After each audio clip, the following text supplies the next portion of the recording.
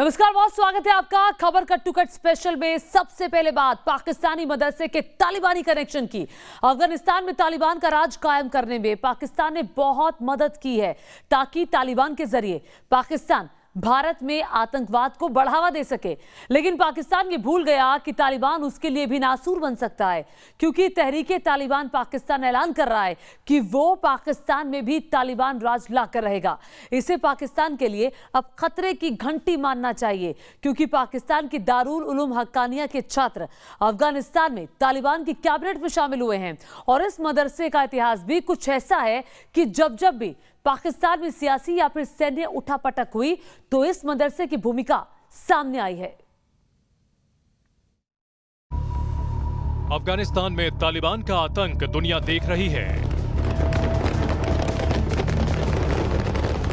अफगानिस्तान में तालिबान ने बंदूक के दम पर कब्जा किया है। अफगानिस्तान में तालिबान राज कायम करवाने में पाकिस्तान ने पूरी मदद की है। और अब तालिबान की कैबिनेट में जिन चेहरों को जगह मिली है उनका पाकिस्तान कनेक्शन सामने आया है। पाकिस्तान के जिस देवबंदी मदरसे को यूनिवर्सिटी ऑफ जिहाद कहा जाता है वो मदरसा है जामिया दारुल उलूम हक्कानिया। इसी मदरसे से निकले तालिबानी आज अफगानिस्तान में सरकार चला रहे हैं। तालिबानी कैबिनेट में 5 से ज्यादा मंत्री ऐसे हैं जिन्होंने जामिया दारुल उलूम हक्कानिया से पढ़ाई की है। इसी से समझ आता है कि पाकिस्तान का यह मदरसा आतंकवाद और उग्रवाद का कितना बड़ा गढ़ है। दारुल उलूम हक्कानिया मदरसा खैबर पख्तूनख्वा की राजधानी पेशावर से करीब 60 किलोमीटर दूर अकोरा खट्टक में मौजूद है। शिक्षा के अलावा इस मदरसे की उग्रवाद और धार्मिक राजनीतिक आंदोलनों को बढ़ावा देने में भी अहम भूमिका रही है। कुछ चरमपंथी और आत्मघाती हमलावर भी इस मदरसे से जुड़े रहे हैं। पाकिस्तान के पूर्व प्रधानमंत्री बेनजीर भुट्टो की हत्या में भी इस मदरसे से जुड़े लोगों का हाथ रहा है। जब भी पाकिस्तान और अफगानिस्तान में राजनीतिक या सैन्य परिवर्तन हुआ है तब इस मदरसे की और इस मदरसे के नेताओं की अहम भूमिका रही है। हक्कानी नेटवर्क का सरगना जलालुद्दीन हक्कानी, तालिबान का नंबर 2 अख्तर मंसूर भी यहाँ से तालीम हासिल कर चुके हैं। मुल्ला उमर को दारुल उलूम हक्कानिया डॉक्टरेट की उपाधि दे चुका है। इतना ही नहीं, मुल्ला उमर के साथ 15,000 ऐसे छात्र जुड़े थे जिन्होंने अफगानिस्तान और पाकिस्तान के सीमावर्ती इलाकों के मदरसों से तालीम हासिल की थी। इसमें सबसे ज्यादा छात्र दारुल उलूम हक्कानिया के थे। अफगान तालिबान और तहरीके तालिबान पाकिस्तान का इस्लामाबाद की लाल मस्जिद से भी कनेक्शन रहा है और ISI मुख्यालय से कुछ ही दूरी पर बनी इस मस्जिद में भी कट्टरपंथ को बढ़ावा मिला। मौलाना अब्दुल अजीज लाल मस्जिद का सरपरस्त है। इसका कनेक्शन अल-कायदा के सरगना ओसामा बिन लादेन से रहा है।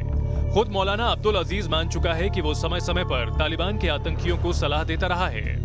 इस्लामाबाद की लाल मस्जिद का इस्तेमाल ISI आतंकियों की भर्ती के लिए करती रही है, लेकिन 2007 में पाकिस्तानी सेना को लाल मस्जिद पर हमला करना पड़ा था, क्योंकि मस्जिद के भीतर मौजूद कुछ कट्टरपंथी लोगों ने इस्लामाबाद में शरिया कानून लागू करवाने के लिए कुछ छात्रों को बंधक बना लिया था। तब पाकिस्तानी सेना मस्जिद में घुस गई थी और बंधक लोगों को छुड़ाया था। ऐसे में अब अफगानिस्तान में तालिबान आ चुका है तो जामिया दारुल उलूम हक्कानिया मदरसा और लाल मस्जिद से फिर ऐसी आवाजें उठ रही हैं जो पाकिस्तान के लिए ही नासूर बनने वाली हैं। Team news nation. तो पाकिस्तान के लिए दिक्कतें बढ़ने वाली हैं। आइए अब आपको दिखाते हैं तालिबानी राज की ऐसी तस्वीरें जिसे देखकर आप खुद को हंसने से रोक नहीं पाएंगे। सोचिए, जो तालिबान अफगानिस्तान की सत्ता पर काबिज हुआ है उसकी कैबिनेट मीटिंग कैसी होगी। उसके लड़ाके इन दिनों अफगानिस्तान में क्या कर रहे हैं। बंदूक के दम पर अपना राज कायम करने के बाद तालिबानी लड़ाके अपना टाइम पास कैसे कर रहे हैं, जानने के लिए ये तस्वीरें जरा देखिए। तालिबानी लड़ाकों की अनपढ़ जाहिल फौज का नमूना देखिए। जिस फाइटर एयरक्राफ्ट से जंग जीती जाती है उसका इस्तेमाल तालिबानी लड़ाके कैसे कर रहे हैं। सोशल मीडिया पर वायरल हो रहा ये वीडियो अफगानिस्तान का है, जिसमें तालिबानियों ने अपनी झूला झूलने की ख्वाहिश को कुछ इस तरह पूरा किया। इन्होंने फाइटर एयरक्राफ्ट के विंग पर रस्सी बांध ली और झूला झूलना शुरू कर दिया। वीडियो में देखा जा सकता है कि एक तालिबानी लड़ाका विंग पर रस्सी बांधकर झूला झूल रहा है और उसके साथ ही उसे धक्का दे रहे हैं। सही भी है, विमान उड़ाना तो इन्हें आता नहीं, तो 8,000 करोड़ से ज्यादा कीमत के इस विमान को झूला झूलने के काम में ही लगा दिया। तालिबानी लड़ाकों की अजब हरकतें दुनिया ने तब भी देखी जब तालिबान ने काबुल पर कब्जा किया था। तब अफगानिस्तान के राष्ट्रपति के महल और संसद में जिस तरह तालिबानी लड़ाके ऐशो आराम करते नजर आए, उसने बता दिया कि इनके लिए महल और राष्ट्रपति भवन का कोई मोल नहीं। तालिबान राज की एक और तस्वीर सोशल मीडिया में सुर्खियां बटोर रही है। ये तस्वीर तालिबान की कैबिनेट मीटिंग की बताई जा रही है। देख सकते हैं कि कैसे तालिबान अपनी कैबिनेट मीटिंग कर रहा है। कुछ लड़ाके तो नीचे फर्श पर ही बैठे हैं। तालिबानी राज का एक वीडियो सोशल मीडिया पर तेजी से वायरल हो रहा है, जिसमें तालिबानी लड़ाका मार्शल दोस्तम के महल की तस्वीर दिखा रहा है। देखिए ये तालिबानी लड़ाका किस तरह स्नूकर खेल रहा है।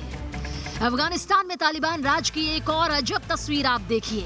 सोशल मीडिया में वायरल इस तस्वीर के साथ दावा किया जा रहा है कि ये सेंट्रल बैंक ऑफ अफगानिस्तान का गवर्नर हाजी मोहम्मद इदरीस है, जिसके जिम्मे अफगानिस्तान की अर्थव्यवस्था को पटरी पर लाने का जिम्मा है। लेकिन इसका अंदाज देखिए, सामने लैपटॉप रखा है और बगल में बंदूक। अब इसे कौन समझाए कि बंदूक के दम पर अर्थव्यवस्था नहीं चलती। इसके पास ना तो हायर एजुकेशन है और ना ही फाइनेंशियल मामलों की कोई जानकारी। लेकिन ये तालिबान का राज है, यहाँ का अर्थतंत्र बंदूक पर टिका है। तालिबानियों की हरकतों को देखकर हंसी ही नहीं छूट रही है, बल्कि उनके अजब गजब फरमान सुनकर भी हर कोई हैरान है। सोचिए तालिबान राज में महिलाओं का क्या काम है, वो इस तालिबानी प्रवक्ता से सुनिए। ضرور نیست که در کابینه زن باشه. من اینقدر برات میگم، یعنی ضرور است که زن داشته باشیم ما در کابینه. خب نصفش ندانستیم اونا را. کلگی نصف میدانه. خب نصف چه رقم نصف؟ همین نصفه که ما تعریف میکنیم، همین نصف خودش غلط تعریف میشه اینجا. نصفی است که تو رو در کابینه ماندی، نمی نصف است. اگر هر چقدر حقوقش پایمال میکردی و حقش در جای شده، من مثال براتو میگم.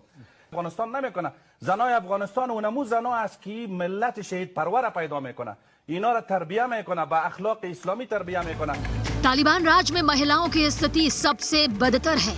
उन्हें अफगानिस्तान में उतनी ही आजादी मिल रही है जितने में वो सिर्फ जिंदा रहने के लिए सांस ले सके। Team news nation. तालिबान की अजब गजब हरकतों को देखकर दुनिया भी सन्न है। आइए अब आगे बढ़ते हैं। AIMIM चीफ असदुद्दीन ओवैसी नजरें तो यूपी चुनाव पर टिकाए हैं, लेकिन मुद्दा दरअसल वो बिहार में तलाश रहे हैं। बिहार में अवैध घुसपैठियों के मुद्दे को ओवैसी और उनकी पार्टी इन दिनों बड़ा मुद्दा बनाने में जुटी है, क्योंकि बिहार में सीमांचल के जिलों में इन दिनों अवैध प्रवासियों को लेकर जो सरकारी आदेश जारी हुए हैं वो ओवैसी को पसंद नहीं आ रहा। किशनगंज के डीएम और सीवान के एसपी के आदेश की कॉपी पर बिहार में एनआरसी की चर्चा और उस पर राजनीति शुरू हो गई है। सबसे पहले ये देखिए कि इस नोटिस में लिखा क्या है। सीवान के एसपी ने जारी आदेश में कहा है, अवैध रूप से रह रहे विदेशी नागरिक खासकर बांग्लादेशी यदि आपके आसपास रह रहे या फिर आपको किसी प्रकार की ऐसी सूचना प्राप्त होती है तो आप नजदीकी थाने में सूचित कर सरकार और प्रशासन को ऐसे विदेशी नागरिकों के विरुद्ध विधि सम्मत कार्रवाई में सहयोग करें। बिहार के अलग अलग जिलों में ये सरकारी नोटिस पटना हाईकोर्ट के उस आदेश के बाद जारी किए गए हैं जिसमें हाईकोर्ट ने बिहार सरकार को अवैध प्रवासियों के मुद्दे पर जागरूकता लाने की बात कही थी। 18 अगस्त को एक बांग्लादेशी महिला की याचिका पर पटना हाईकोर्ट में सुनवाई हुई। इस दौरान हाईकोर्ट ने अपने आदेश में कहा कि बिहार सरकार स्थायी हिरासत केंद्र यानी डिटेंशन सेंटर बनाने की योजना पेश करे। हाईकोर्ट ने सरकार से कहा कि वो हिरासत केंद्र बनाए जाने की समय सीमा और स्थान की जानकारी भी दे। बिहार में अवैध प्रवासियों का मुद्दा लंबे वक्त से उठता रहा है, लेकिन सच ये है कि सूबे में कितने अवैध प्रवासी रह रहे हैं इसे लेकर पुख्ता जानकारी नहीं है। न ही बिहार में फिलहाल अवैध प्रवासियों को रखने के लिए कोई डिटेंशन सेंटर मौजूद है। डिटेंशन सेंटर कब तक बनेंगे और उसकी इंफ्रास्ट्रक्चर क्या होगी, इसका जिक्र कहीं भी एफिडेविट में नहीं है। इसको जवाबी हलफनामा दायर कर इसकी स्थिति को स्पष्ट करें कि डिटेंशन सेंटर जेल के बाहर कहां बनेगी, कब तक बनेगी और उसका इंफ्रास्ट्रक्चर क्या होगा। हाईकोर्ट के आदेश के बाद सीमांचल के अलग अलग जिलों के डीएम और एसपी अब सरकारी नोटिस निकालकर ऐसे अवैध प्रवासियों की जानकारी स्थानीय लोगों से मांग रहे हैं। डीएम और एसपी ने आदेश निकाले कि पहचान की जाए ऐसे लोगों की। तो आपको लगता है ये जरूरी है, सरकार का ये कदम सही है, प्रशासन स्तर पर अगर पहचान करवाई जा रही है? मैंने अभी वो देखा नहीं है वो आदेश क्या हुआ है, लेकिन घुसपैठियों का कोई स्थान नहीं है। जो वहाँ के नागरिक हैं और वो यहाँ भी नागरिक बनने के उद्देश्य से आए हैं, ये अपराध है। ऐसे लोगों को पहचान करना, ऐसे लोगों को निकालना सरकार की जिम्मेवारी है और सरकार इस जिम्मेवारी को कर रही है। घुसपैठ से इनकार नहीं किया जा सकता। घुसपैठ तो किसी न किसी तरह से लोग करते ही हैं, लेकिन पकड़े जाते हैं। कोर्ट के आदेश के बाद बिहार में घुसपैठियों का मुद्दा सीमांचल में तेजी से गूंज रहा है। वहीं सीमांचल, जिसकी जमीन पर ओवैसी की पार्टी AIMIM अपनी सियासी मौजूदगी दर्ज कराने में कामयाब हुई है, लिहाजा ओवैसी इस मामले की तुलना असम के NRC मुद्दे से कर रहे हैं। अपने ट्वीट में ओवैसी ने लिखा, बिहार सरकार चोर दरवाजे से बिहार में NRC लागू कर रही है। अधिकारी आम लोगों से कह रहे हैं कि वो आसपास रहने वाले विदेशी नागरिक और अवैध प्रवासियों की सूचना नजदीकी पुलिस स्टेशन को दें। असम में भी ऐसे ही कानूनी कार्रवाई का दुरुपयोग बड़े पैमाने पर हुआ है। ऐसा कहीं कोई घुसपैठिया नहीं है। जो भी है, जहाँ का भी जो भी निवासी है, वो मूल रूप से वहीं का निवासी है, चाहे वो बिहार के किसी भी कोने में रह रहा है। कोई भी ऐसा घुसपैठिया बिहार में नहीं है। लोग चूंकि कोई भी ग्रामीण है, सतर्क है। हर तरह से अगर कहीं कोई विदेशी नजर आ रहा है तो लोग खुद ही सूचित करता है। ये भाजपा और RSS के दबाव में आकर के सरकार इस तरह का भ्रम फैला रहा है लोगों में। एक तरह एक कम्युनिटी को नीचा दिखाने की कोशिश की जा रही है। बिहार में अवैध प्रवासियों के मुद्दे पर सालों से रिसर्च कर रहे ये हैं हरेंद्र प्रताप सिंह। विधान परिषद के सदस्य रह चुके हरेंद्र प्रताप बताते हैं कि बिहार में अवैध घुसपैठियों की संख्या उस आकलन से करीब दोगुनी है जो आकलन सरकार और सरकारी एजेंसियां लगा रही हैं। किशनगंज में तो लोग आते हैं। अब किशनगंज में कम संख्या आ रही है क्योंकि ओवरफ्लो हो गया। अब वो माइग्रेट करके आ रहे हैं कटिहार में, अब वो आ रहे हैं पूर्णिया में, अब वो आ रहे हैं आपको अररिया में, और नेपाल से जोड़ने के लिए सुपौल के बसंतपुर में वहाँ यानी 15% मुस्लिम आबादी बढ़ गई।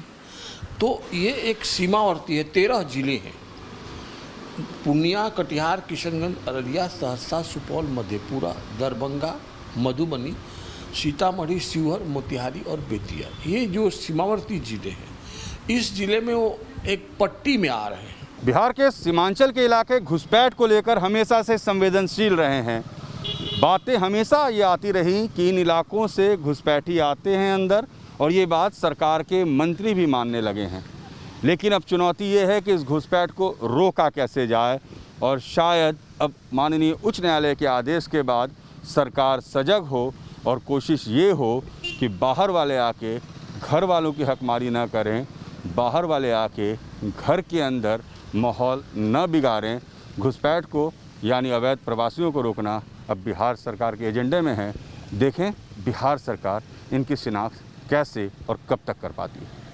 वीडियो जर्नलिस्ट सत्येंद्र के साथ रजनीश सिन्हा, न्यूज़ नेशन, पटना। और आइए खबरों में बढ़ते हैं आगे और बात करते हैं नॉर्थ कोरिया के सन की तानाशाह किम जोंग की। दुनिया जानती है कि किम जोंग अपनी सनक को पूरा करने के लिए किसी भी हद तक जा सकता है। कुछ ऐसा ही एक बार फिर देखने को मिला जब आधी रात को किम जोंग ने मिलिट्री की परेड करवा दी।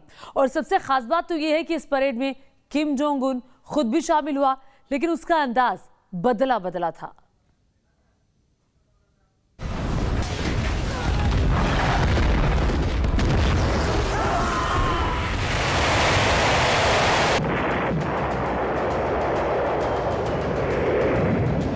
बम और बारूद की ताकत पर इतराने वाले उत्तर कोरिया के तानाशाह किम जोंग उन ने एक बार फिर दुनिया के सामने अपनी पावर की नुमाइश की।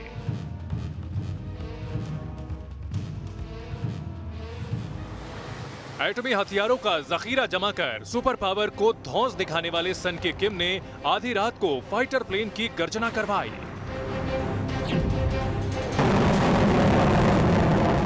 स्थापना दिवस परेड में किम जोंग उन भी काफी लंबे वक्त के बाद नजर आया। बेहद दुबले दिख रहे तानाशाह ने जिस परेड का अभिवादन किया उसमें नारंगी रंग के हैजमत सूट पहने जवान शामिल थे, जिन्होंने मेडिकल ग्रेड मास्क लगा रखे थे। माना जा रहा है कि कोरोना वायरस के खिलाफ लड़ाई को दिखाने के लिए इस खास परेड का आयोजन किया गया। राजधानी प्योंगयांग में हुई परेड में किम की मौजूदगी में फाइटर जेट्स ने करतब दिखाए तो किम एक बैल्कनी से लोगों का अभिवादन करते नजर आया। उत्तर कोरिया के सैनिकों ने मार्च पास्ट किया तो डॉग स्क्वाड भी परेड का हिस्सा बना। लेकिन जितनी चर्चा इस परेड की हो रही है, उससे ज्यादा चर्चा किम जोंग के बदले बदले अंदाज की हो रही है। पिछले कई महीनों से ऐसी खबरें आती रही हैं कि किम जोंग उन की तबीयत सही नहीं है। तस्वीरों में देखा जा रहा है कि उसका वजन पहले से काफी कम हुआ है और वो ढीले कपड़े पहने नजर आया है। इससे पहले आखिरी बार 24 जुलाई से 27 जुलाई के बीच किम जोंग उन उत्तर कोरिया के सेना के कार्यक्रमों में देखा गया था। इन प्रोग्राम के दौरान ही किम जोंग उन के सिर के पीछे पट्टी बंधी हुई दिखाई दी थी। तब से ही दुनिया में यह चर्चा जोर पकड़ रही है कि किम जोंग उन बहुत बीमार है, और इस बार जब किम सामने आया तो उसका वजन भी कम लग रहा है। Team news nation. तो आधी रात को सैन्य परेड कराई किम जोंग उन ने। आइए आगे बढ़ते हैं। जमीन और आसमान के बाद अब समुद्री सरहद को महफूज बनाने के लिए भारत तेजी से अपने कदम आगे बढ़ा रहा है। इसी कड़ी में नया नाम है आईएनएस ध्रुव का। समंदर का ऐसा प्रहरी जो 2000 किलोमीटर दूर खड़े खतरे को भी भांप लेता है और उसकी निगाह इतनी तेज है कि यह पाताल में छिपा दुश्मन भी इससे बच नहीं सकता।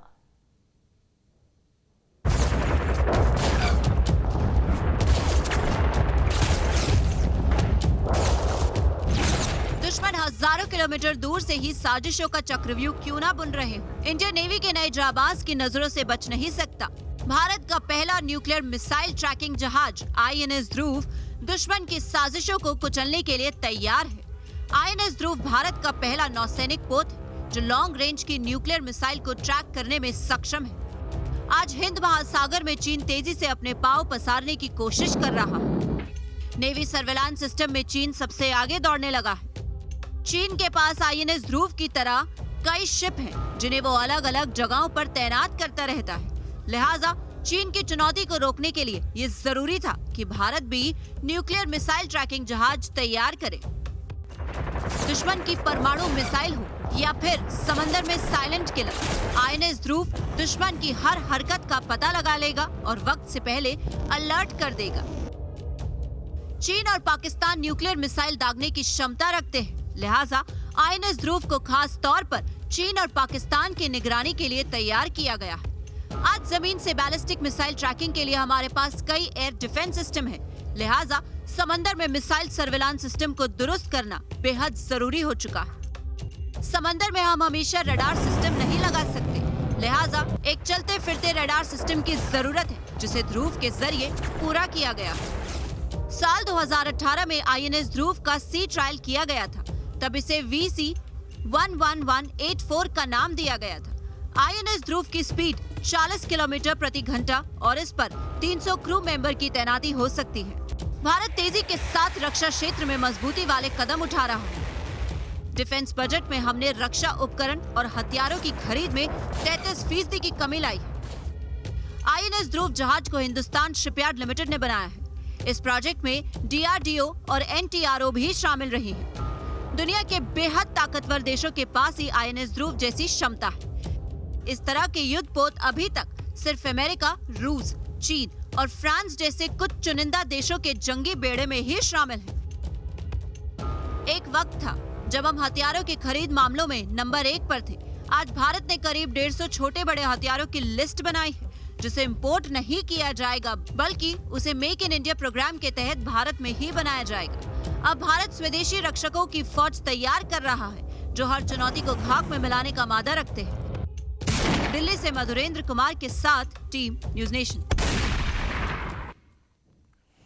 और आइए बात करते हैं गणेश चतुर्थी की। घर घर बप्पा विराजमान हो चुके हैं। हर तरफ गणपति बप्पा मोरया, मंगल मूर्ति मोरया की धूम नजर आ रही है। आइए आपको दिखाते हैं आस्था और भक्ति की अनोखी तस्वीरें।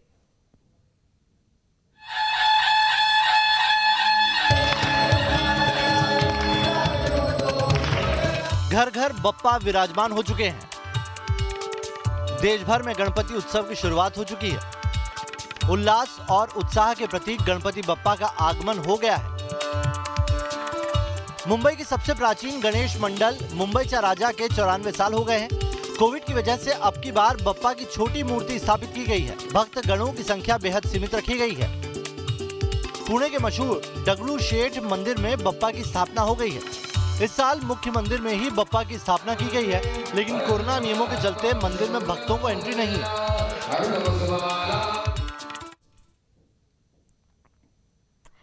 तो गणेश उत्सव की आप सभी दर्शकों को बहुत बहुत शुभकामनाएं। इसी के साथ खबर कट टू कट में अभी के लिए इतना ही।